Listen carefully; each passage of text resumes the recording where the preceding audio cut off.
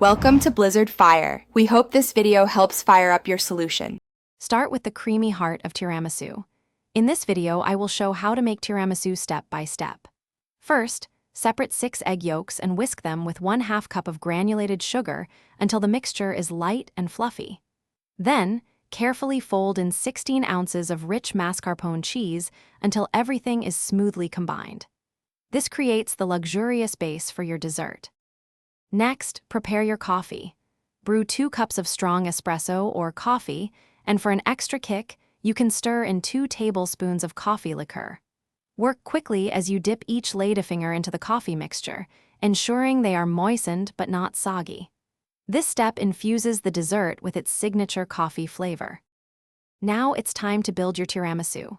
Start by arranging a single layer of your coffee-soaked ladyfingers in your serving dish.